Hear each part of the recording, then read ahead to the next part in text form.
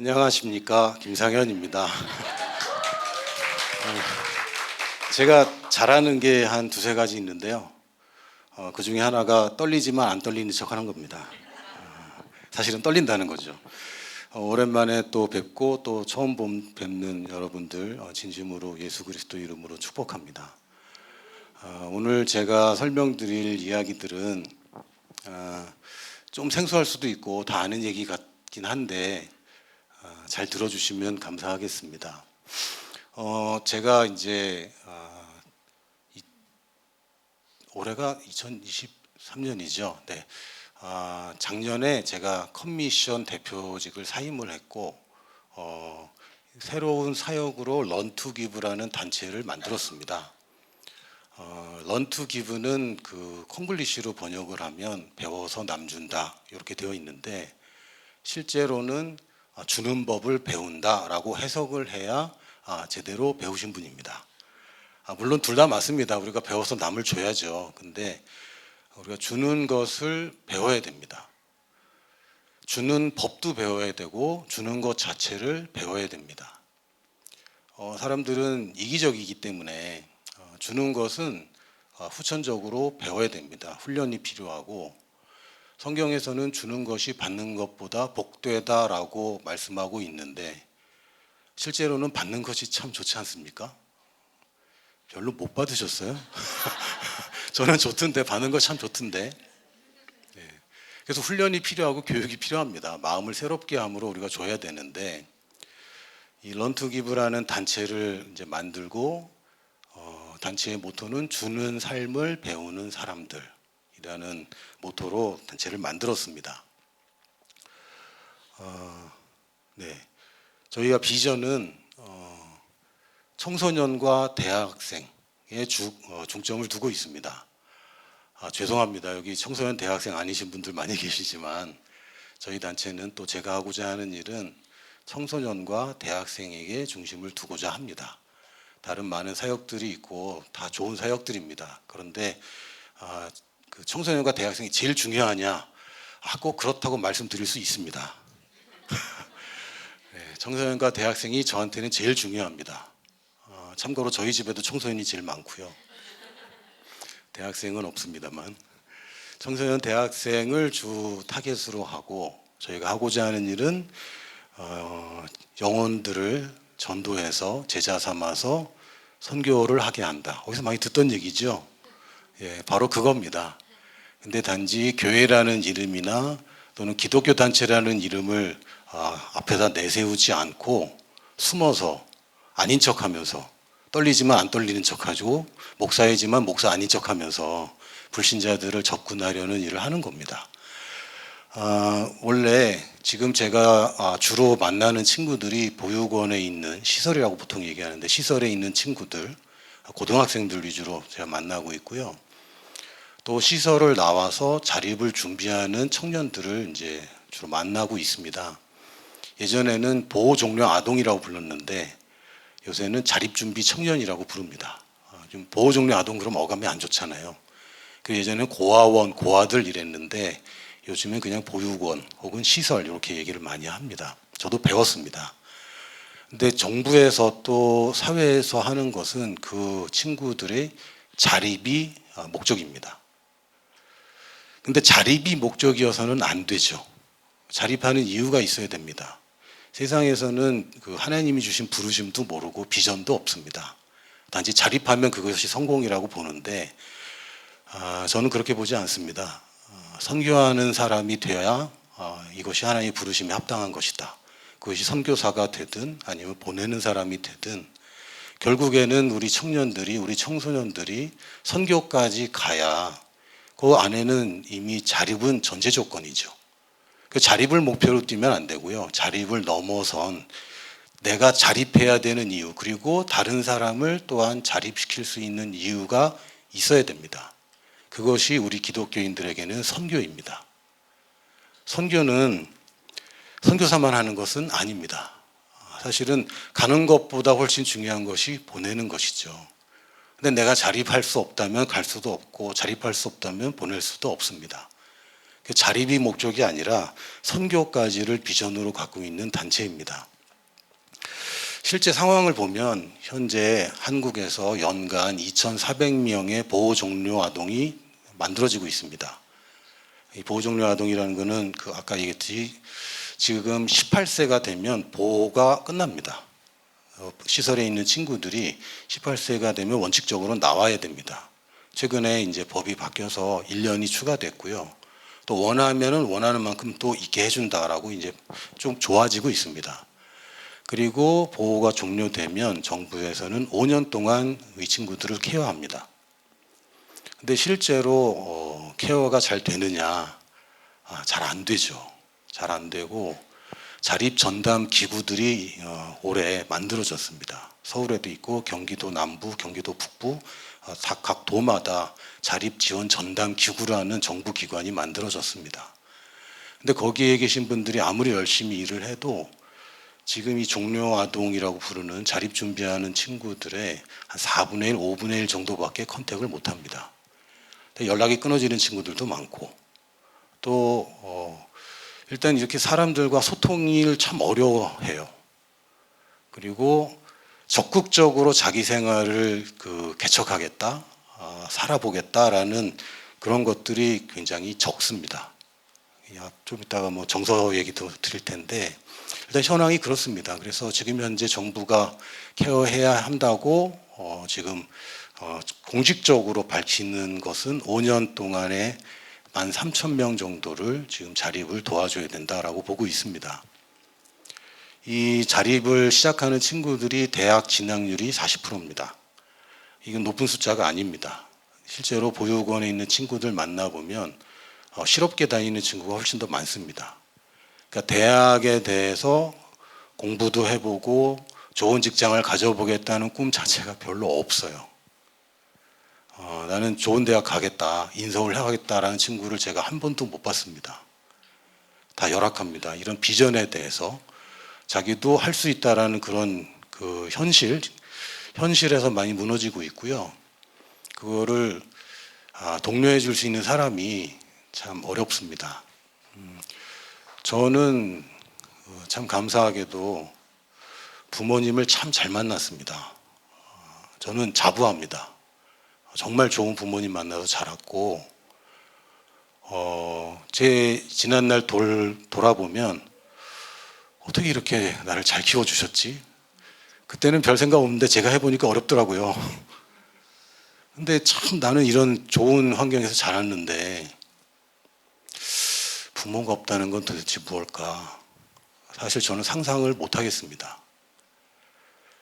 그래서 부모가 없이 자라고 힘들게 자라고 그런 경험이 없어서 내가 어떻게 도와줄 수 있을까라고 생각도 했는데, 근데 저는 제가 경험한 것은 좋은 부모가 있을 때 어떻게 자라는가는 제가 경험을 했습니다. 그래서 그걸 주고 싶어요. 부모 없는데 얼마나 힘든지는 제가 모르지만 좋은 부모가 있을 때 얼마나 좋은지는 제가 보여주고 싶습니다. 지금 대학 진학률이 40% 정도 뭐 괜찮습니다. 근데 좋은 대학 다니는 친구들은 거의 없어요. 거의 없고 좀 죄송하지만 전문대나 또 지방대에 다니는 친구들이 대부분입니다.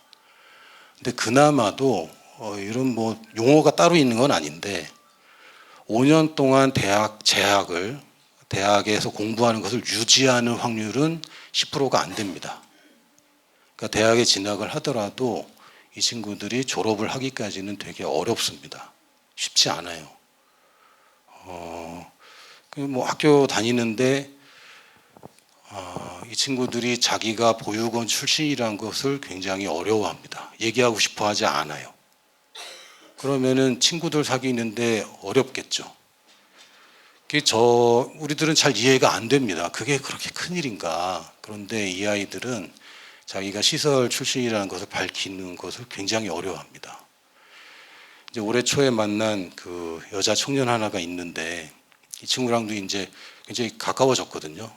근데 그 친구도 하는 얘기가 최근에 남자친구를 사귀었는데 자기가 시설 출신이라는 것을 얘기해야 되는가 아니면 감춰야 되는가. 얘기를 하면 선입견을 가질 것 같고 감추는 건 나중에 알게 되면 또 그것도 문제잖아요. 교제를 하는 데 있어서 어렵죠. 그래서 저는 뭐라 그러냐면 100일 되기 전에는 얘기를 해라. 그래야 되지 않을까요? 저는 그렇게 생각해서 그렇게 얘기를 해줬는데 100일 되기 전에 헤어진 것 같아요. 근데 연애도 그런데 결혼에 이제 부딪히면요 정말 어렵습니다. 내 상대방은 다 이해해 줄 수 있는데 부모님이 정말 이걸 받아줄 수 있을까? 쉽지 않을 겁니다.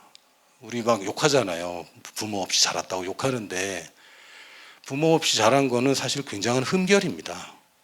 객관적으로 솔직히 말씀드리면 부모 없이 자란 것이 어떻게 더 좋을 수가 있어요. 더 나쁘죠. 그래서 결국에는 부모 입장에서는 그런 친구들과 우리 자녀들이 결혼하는 거를 찬성할 사람도 없을 것 같아요. 이 미래도 굉장히 어렵죠. 그런 상황입니다. 그러다 보니까 이제 친구들한테도 그거를 오픈을 못하고 교수님들한테도 오픈을 안 하더라고요. 학교 내에서 이 친구가 시설 출신이라는 것을 아무도 모르는 경우가 많이 있습니다. 근데 그러다 보니까 위축되고 이게 터놓지 못하고 감추고, 그러니까 친구 교우 관계도 어렵고 고립되고 그러다 보니까 결국 10%가 안 되는 친구들이 다른 통계는 8% 이렇게 돼 있더라고요. 졸업하는 친구들이 이렇게 적어집니다. 물론 뭐 대학을 나오는 게 전부냐, 전부는 아니지만 그냥 요 한 면만 봐도 이 친구들이 자립 어렵구나, 쉽지 않구나. 여러분 자녀 있으신 분들 아시잖아요. 24, 25 됐는데 자립을 이렇게 자립해라 하라고 내쫓기에는 어렵지 않습니까? 정부에서는 이 친구들 자립할 때 500만 원 줍니다. 여러분 자녀에게 500만 원 주면서 자립해라. 그렇게 하기 어려울 거예요. 근데 이런 상황이라는 걸 말씀드리고요. 네.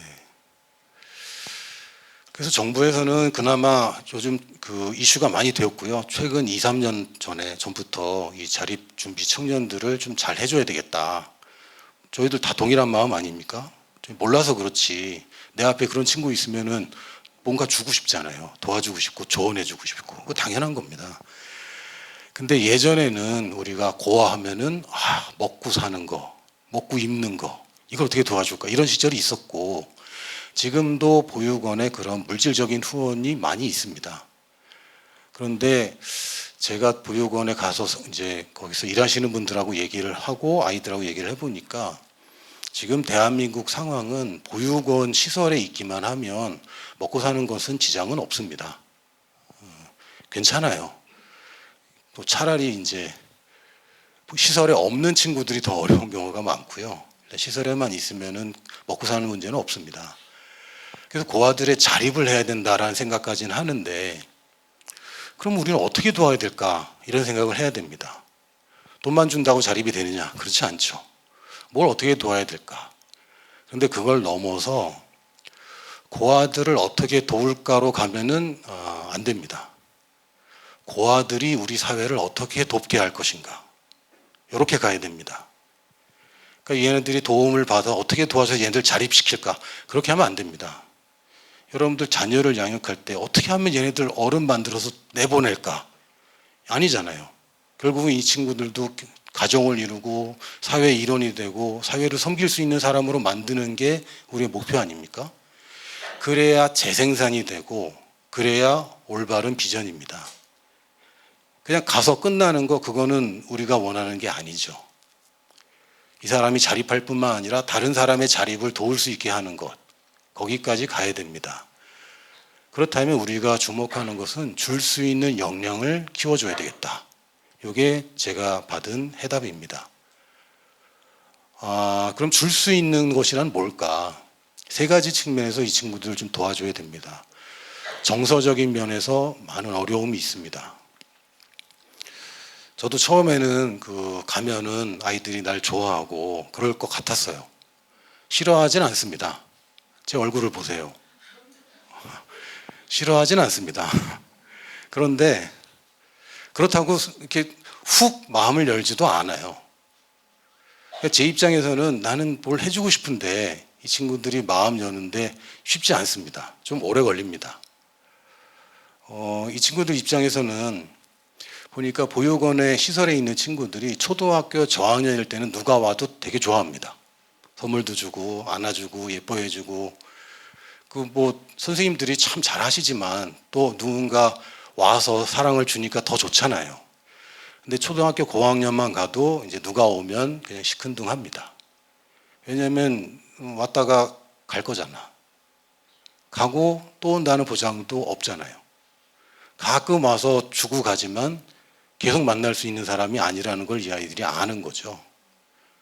뭐 특별히 그 어른들한테 상처를 받았냐 그게 아니더라도 학습이 됩니다. 아, 마음을 주면 안 된다. 그냥 마음을 주면 자기만 실망하니까. 이런 것들이 있다 보니까 어른들에게 마음을 여는 것이 굉장히 어렵습니다.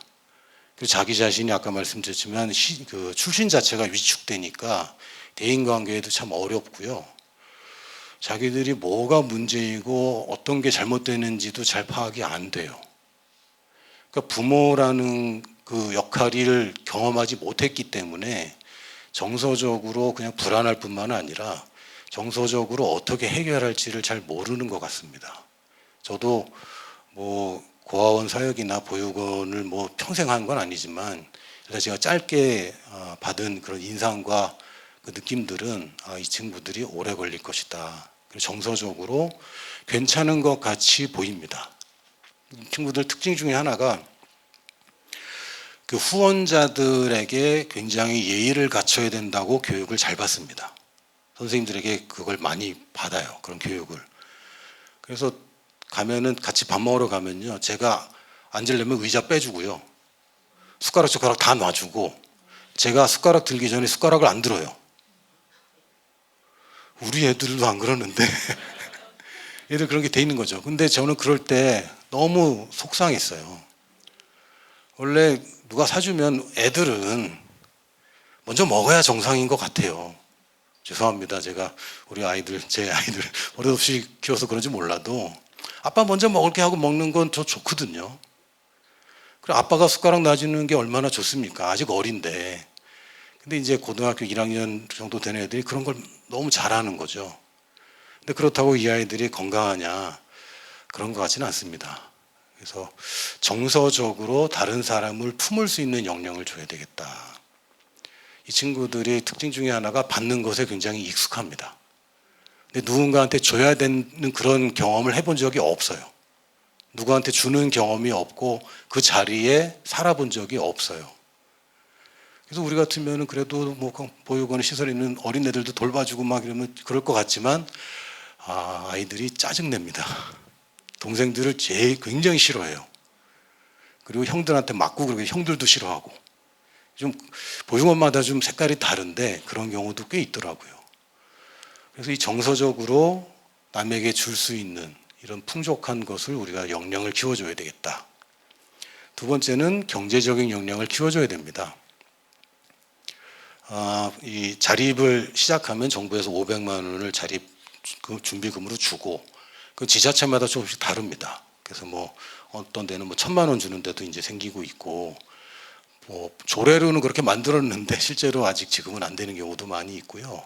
그래서 500만 원에서 1,000만 원 정도의 자립지원금을 정부에서 주고 있고 또 매월 40만 원씩을 5년 동안 아이들에게 줍니다. 자립을 시작했기 때문에. 그리고 대부분이 기초수급을 받게 됩니다.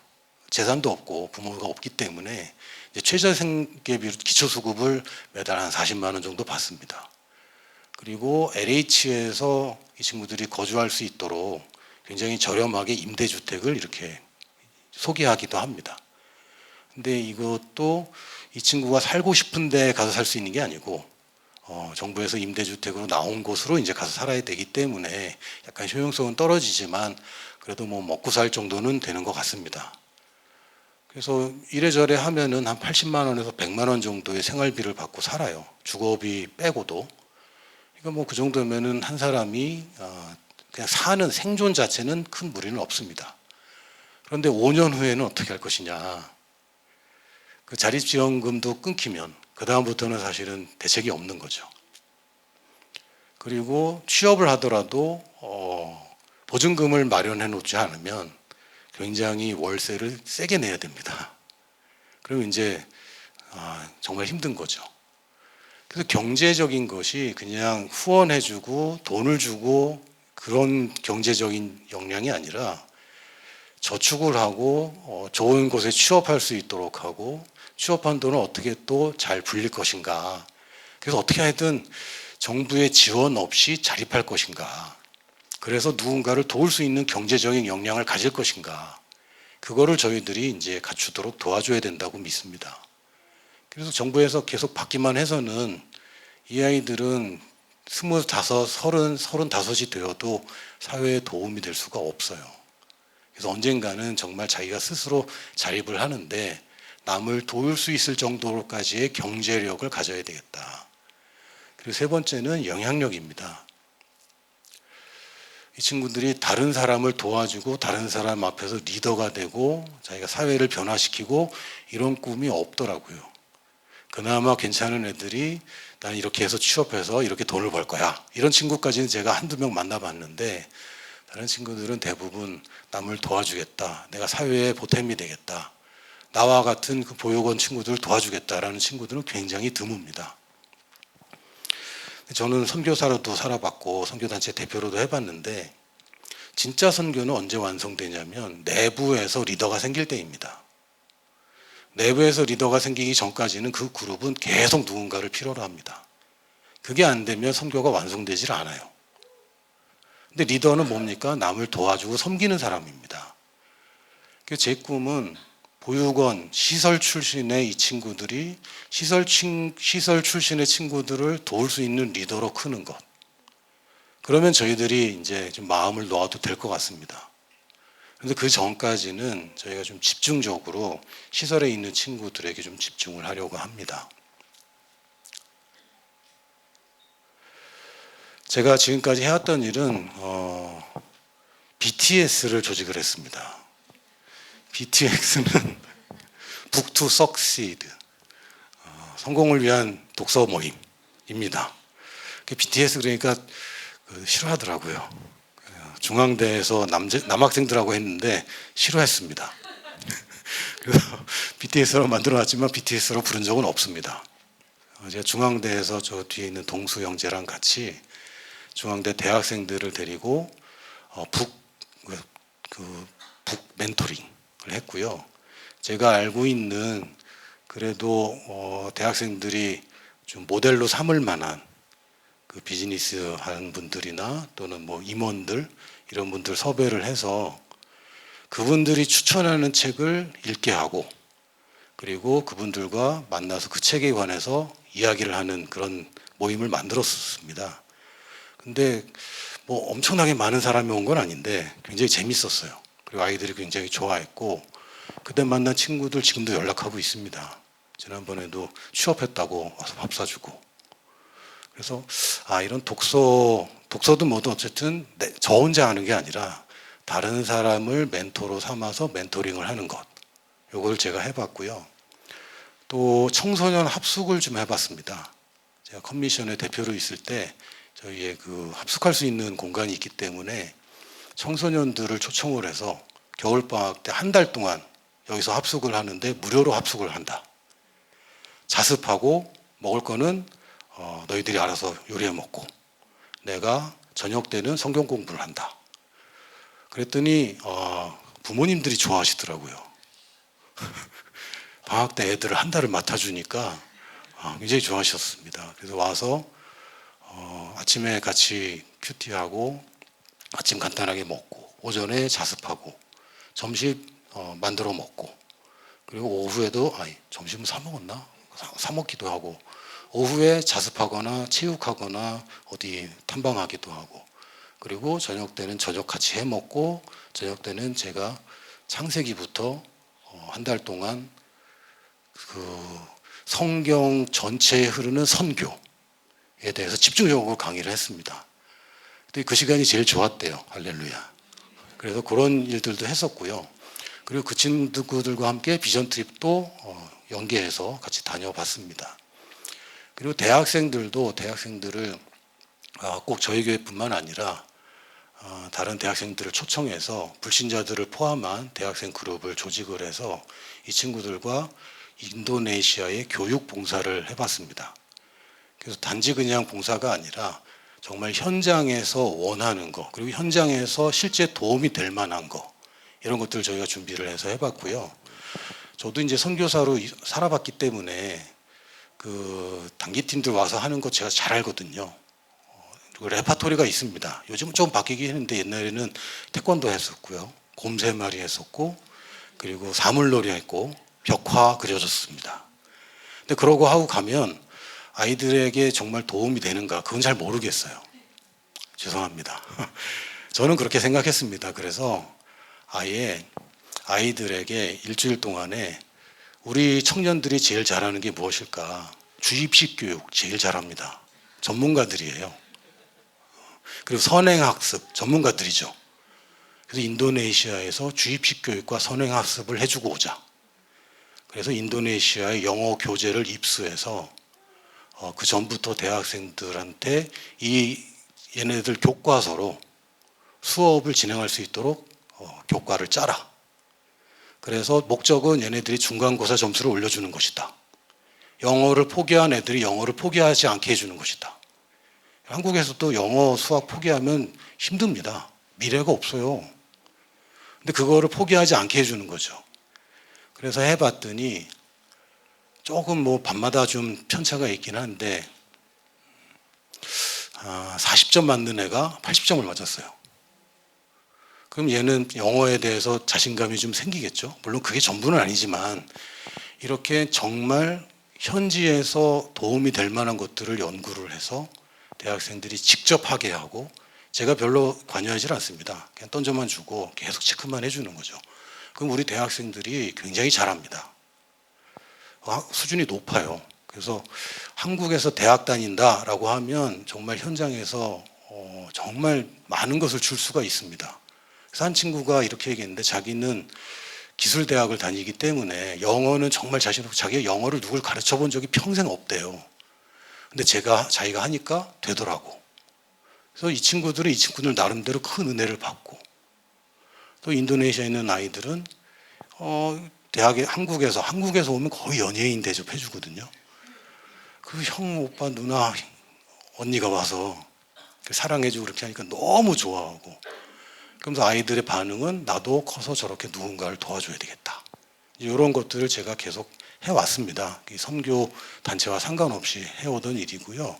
그래서 이제 제가 선교 단체를 사임하고 런투기부에서 이제 이런 일들을 계속해서 하려고 합니다. 지금 현재 올 한 해 한 일들은 뭐 아직 단체가 처음이기 때문에 지금 좀 빌드업하는 단계입니다. 제가 아이들 키워줄게요, 보내세요, 그런다고 보내주는 보육원은 없어요. 그래서 아까 올라오기 전에 송여원 목사님하고 그럼 아이들 어떻게 연결되셨어요? 그렇게 물어보시더라고요. 그래서 그냥 다짜고짜 보육원 찾아갔습니다. 그리고 찾아가서 그냥 소개하고, 그런데 타이밍이 좋았던 것이 코로나 때에 3년 동안 찾아오는 사람이 없었던 거예요. 근데 제가 찾아가니까 다들 좋아하시더라고요. 그래서 이렇게 한다 그랬더니 너무 좋아하시고, 그래서 이제 아이들과 캠핑을 시작했고요. 제가 잘하는 뭐 2-3가지 중에 한 가지가 정말 싫어하는데 저는 잘합니다. 좋아하지 않지만 잘합니다. 그 중에 하나가 캠핑이에요. 저는 캠핑하는 사람들 아직도 이해는 못하겠어요. 왜 저렇게 사서 고생을 할까? 인생이 그렇게 그럼 고생 어차피 하는데 굳이 돈 주고 그렇게 물건 사가지고 가서 캠핑 해보셨어요? 밥하고 설거지하고 밥하는 거예요. 다른 거 할 시간도 없어.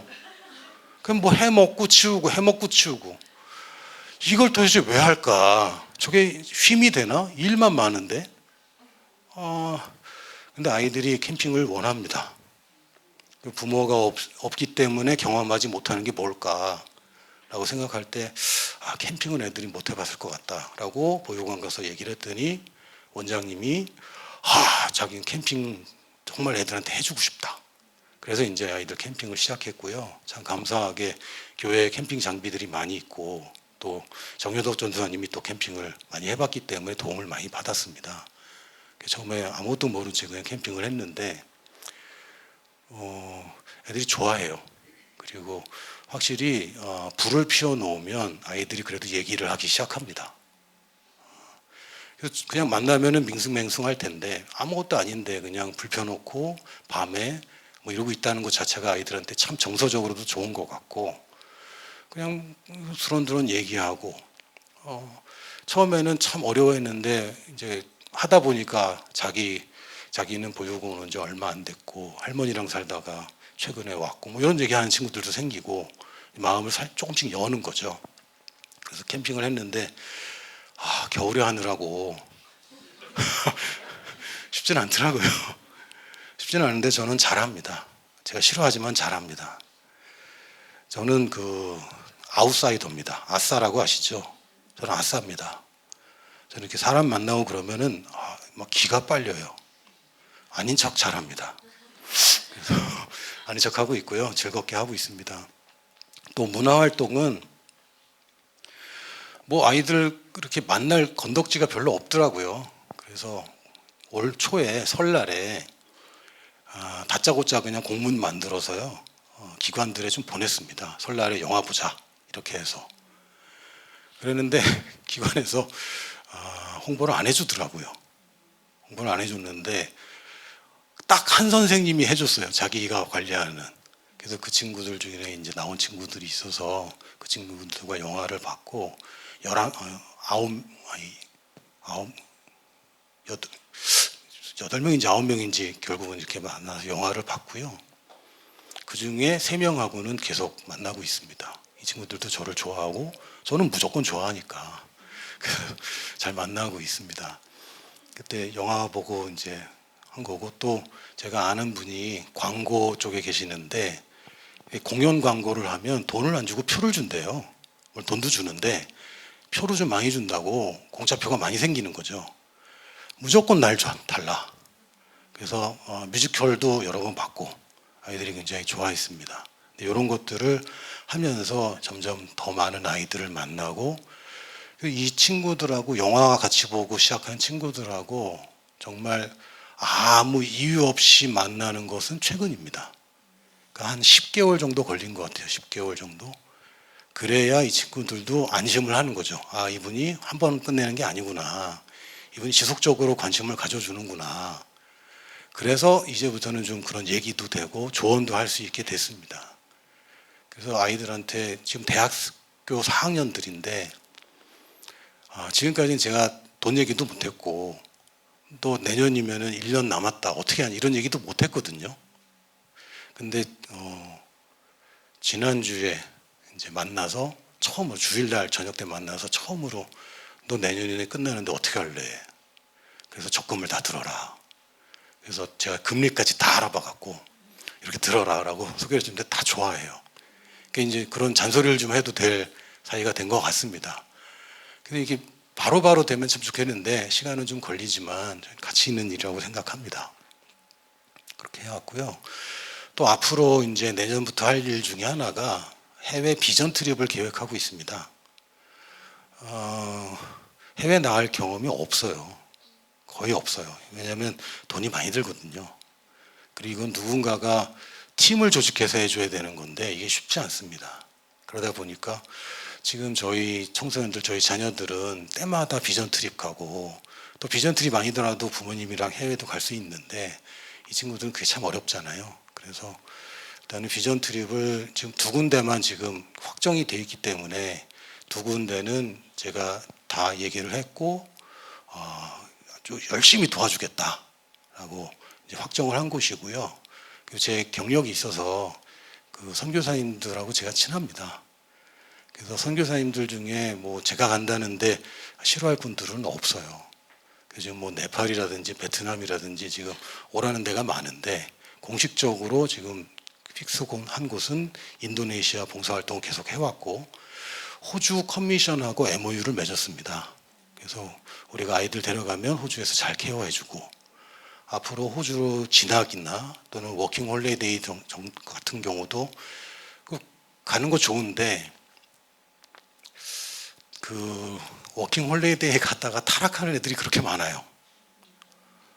심각할 정도로 많습니다. 예, 그래서 좀 문제인데, 근데 거기서 우리 선교사님이 끼고 살면 되거든요. 그래서 이제 그런 것까지 다 약속을 받아놨습니다. 내년에 그런 친구들을 모집을 해서 같이 교육 봉사도 가고, 또 호주에 가면 또 힘든 데만 갈 수는 없고요. 좋은 데도 구경하고, 결국에는 이 친구들이 제가 원하는 이 아이들의 미래는 한국에서는 고아라는 낙인이 있지만 제가 해외에서 살아보니까 해외에 가는 순간 제 부모에 대해서 아무도 궁금하게 생각하지 않아요. 그냥 한국인인 거죠. 그 월등하고 우월한 한국인. 동남아만 가도 한국인의 위상은 하늘을 찌를 듯 높습니다. 정말로. 제가 인도네시아 지방 도시에 별로 아무도 유명하지도 않은 관광지를 갔는데 거기 관광 왔던 현지 아주머니랑 아가씨들이 저랑 사진 찍자고. 아니, 아무것도 아니고 그냥 한국인이기 때문에 자기랑 사진 찍자고. 그래서 네, 그렇습니다. 여러분 한국에 사시니까 잘 모르는 거예요. 여러분 가치가 높아집니다. 저는 아이들한테 얘기하는 게 좋은 소금 만드는 거 굉장히 중요하다. 근데 그 소금 어디서 팔래? 바닷가에서 팔래? 아니지. 좋은 소금은 내 집 가서 팔아야지. 소금 없는 데 가서 팔아야지. 근데 우리 한국인들이 해외에 가면 훨씬 더 값어치가 높아집니다. 그래서 제가 뭐 선교에 써먹으려고 애들 만나는 게 아니라 이 친구들이 해외에서 자립할 수 있고 해외에서 선교 활동을 할 수 있다면 그것보다 더 큰 성공이 있을까 생각합니다. 끝으로 말씀 한 구절 보겠습니다. 고린도전서 1장 26절에서 31절입니다. 형제들아 너희를 부르심을 보라. 육체를 따라 지혜로운 자가 많지 아니하며 능한 자가 많지 아니하며 문벌 좋은 자가 많지 아니하도다. 그러나 하나님께서 세상에 미련한 것들을 택하사 지혜 있는 자들을 부끄럽게 하려 하시고 세상이 약한 것들을 택하사 강한 것들을 부끄럽게 하려 하시며 하나님께서 세상이 천한 것들과 멸시받는 것들과 없는 것들을 택하사 있는 것들을 폐하려 하시나니 이는 아무 육체도 하나님 앞에서 자랑하지 못하게 하려 하심이라.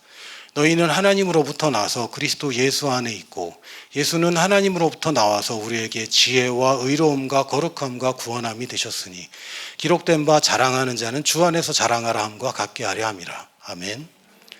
저희가 고린도전서 1장 30절은 많이 봅니다. 근데 그 앞부분은 잘 안 봐요.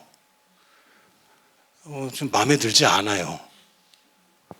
왜냐면 나는 좀 지혜로운 것 같아요. 문벌도 좀 좋은 것 같고.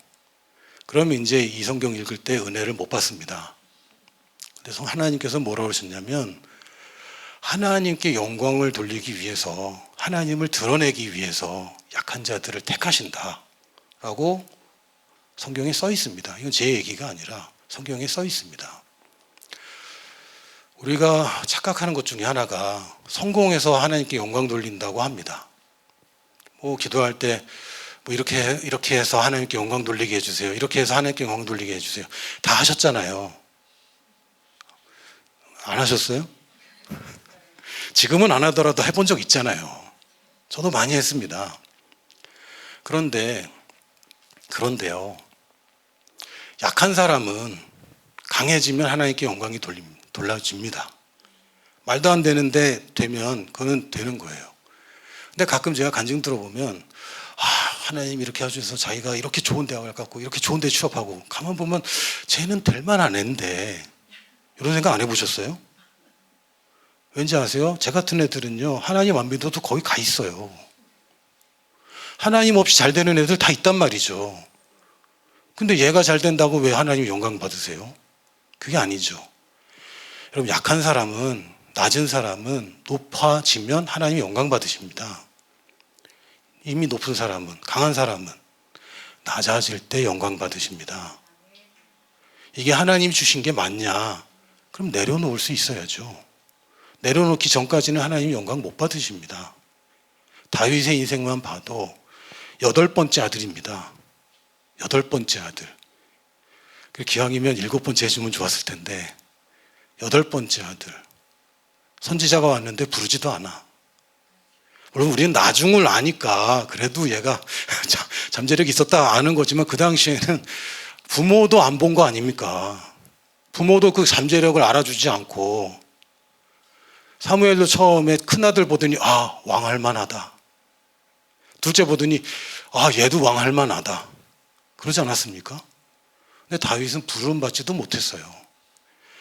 이 밑바닥에 있는 약한 자가 강해질 때 하나님이 영광 받으시는 겁니다. 그럼 왕이 된 다윗은 어떻게 영광을 돌립니까? 왕인데 저렇게 춤출 때. 왕은 그렇게 안 해도 되잖아요. 그런데 바지 벗어지도록 춤출 때. 저거는 정말 못 배운 사람이나 할 짓인데 왕이 그렇게 할 때 하나님이 영광 받으시는 겁니다. 그걸 누가 비웃죠? 그때 하나님 어떻게 하십니까? 너무 속상해 하시죠. 어떤 게 영광 받는 건지를 분명하게 얘기해 줍니다. 우리가 가지고 있는 것으로 하나님 영광 받으시는 거 아닙니다. 우리가 주는 것으로 하나님 영광 받으십니다. 내가 합격하고 저 좋은 데 가고 그걸로 영광 받으시는 게 아니에요. 그래서 내가 마땅히 누릴 수 있는데 그걸 누리지 않을 때 하나님 영광 받으시는 겁니다. 그래서 이 사람들이 나의 도움으로 올라가면 그것도 하나님 영광 받으시는 거죠. 그래서 제 이 구절을 보면서 능하지 않은 자, 문벌 좋지 않은 자, 미련한 자, 또 세상에 약한 사람들, 또 세상에 천한 사람들, 육체로 내세울 게 없는 사람들 많이 있습니다. 많이 있는데 저한테 온 것은 고아들입니다. 고아들만이 전부는 아닙니다. 그러나 제가 받은 그 하나님이 주신 그림은 이 구절을 볼 때 고아들, 뭐 다른 거 없는 사람 많고 약한 사람 많지만 생각만 해도 막 너무 억울하고 힘든 거죠. 참 이상하게도 제가 라오스 있을 때도 제 제자들이 다 아버지가 없었어요. 일부러 뽑은 게 아닌데 하나같이 다 아버지가 없어요. 그걸 보면서 이게 하나님의 부르심이 뭐가 있는가?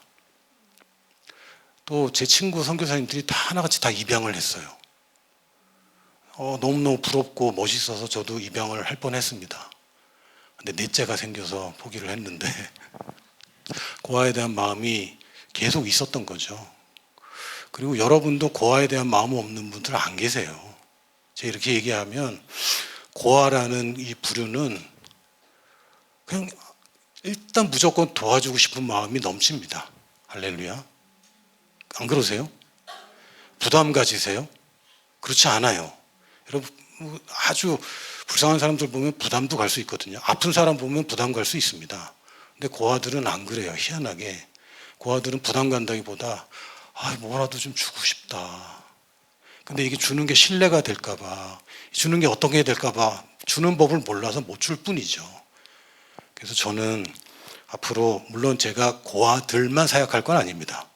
청소년과 대학생들 전부가 저희 대상인데 지금 먼저 집중할 것은 시설에 있는 청소년들과 자립을 준비하고 있는 청년들을 우선적으로 먼저 시작을 할 거고요. 그러려면은 시설에 있지 않은 친구들도 많이 필요하고 또 이런 친구들을 또 도와줄 스태프들도 다 필요하고 그렇게 해서 이제 사역을 점점 키워갈 생각입니다.